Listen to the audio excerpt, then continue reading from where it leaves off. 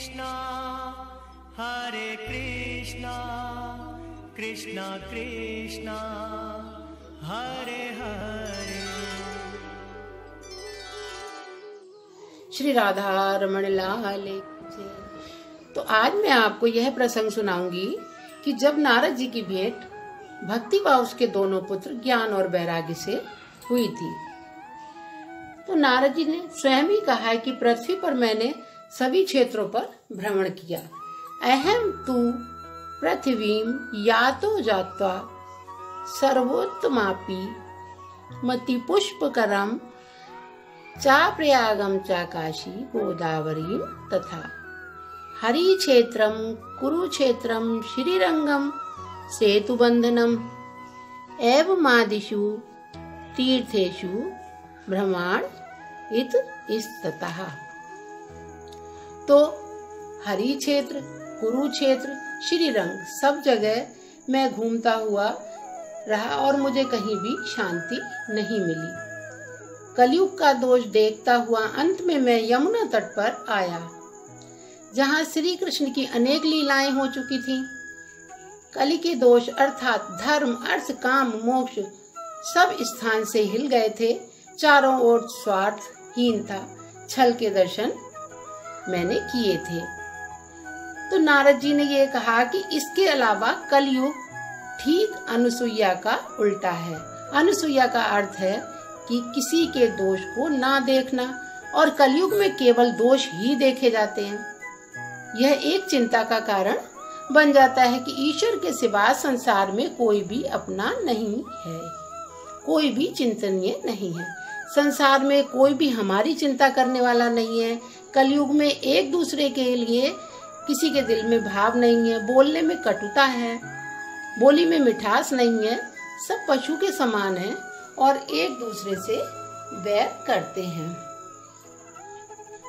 तो फिर मैं भ्रमण करते करते वृंदावन में वहां पर गया जहां पर तरुणी जो थी भक्ति, तरुणी भक्ति का मतलब कि जवान भक्ति, अपने वृद्ध पुत्र ज्ञान और वैराग्य के साथ में थी।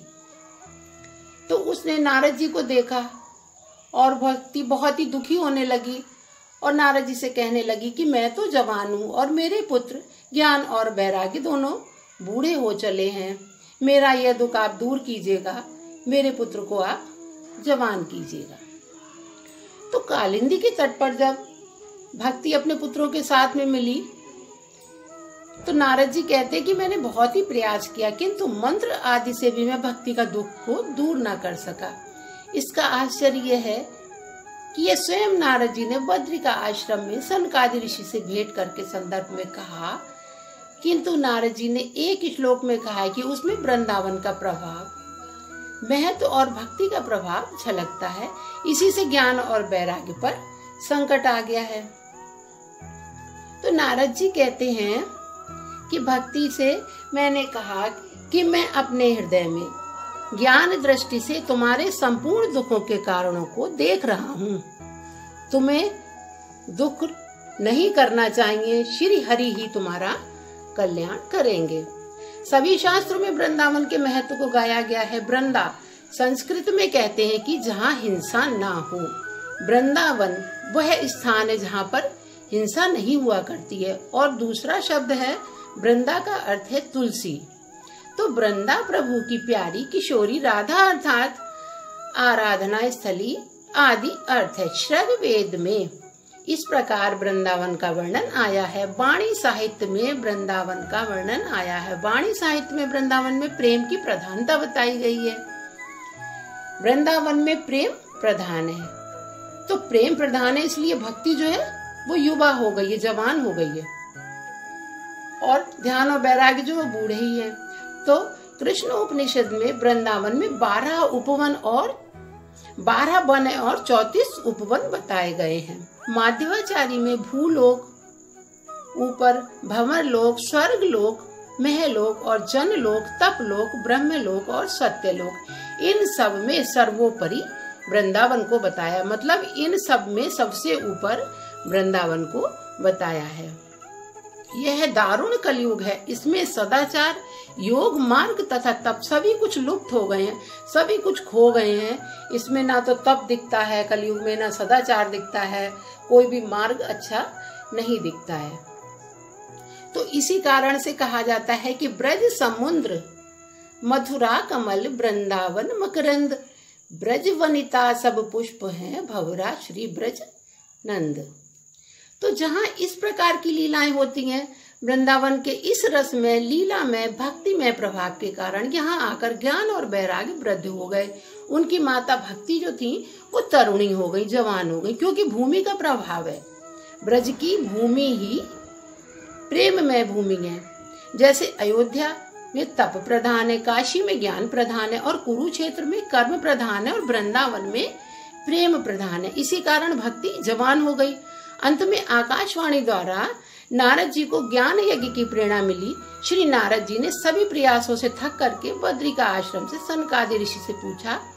तब उन्हें आज्ञा मिली कि श्रीमद् भागवत यज्ञ करो, जिससे भक्ति का दुख दूर हो जाएगा।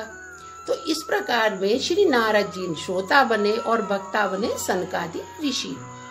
तो यहाँ से सप्ताह क्रम के अद्भुत आयोजन में सभी देवतागण सम्मिलित हुए और सनकादि जी ने यह कहा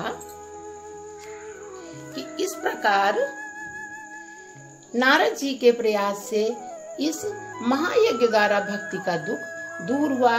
भागवत कराई उन्होंने, और ऐसी बात नहीं है कि श्रीमद् भागवत केवल सत्कर्मी ज्ञानी भक्ति और तपस्वियों पर ही अपना प्रभाव डाले, ऐसी बात नहीं है। उसका उद्धार करती है, बल्कि दुखी, दुष्ट, व्यभिचारी, अनाचारी, पापी जीव के श्रवण करने से भी उनको मुक्ति व शांति मिलती है।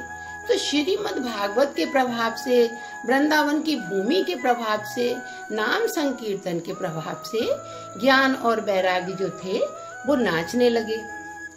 तो भागवत के श्रवण से ज्ञान और वैराग्य में भक्ति जाग गई और वे जवान हो गए। अंत में मैं आपसे यही कहूंगी कि भागवत श्रवण करने से सभी को कल्याण मिलता है, सभी की मनोकामनाएं पूरी होती हैं, सभी के दुख दूर होते हैं। तो आज मैं अपनी वाणी को यहीं विराम देती हूँ। श्री राधे, श्री राधा रमण लाल की जय।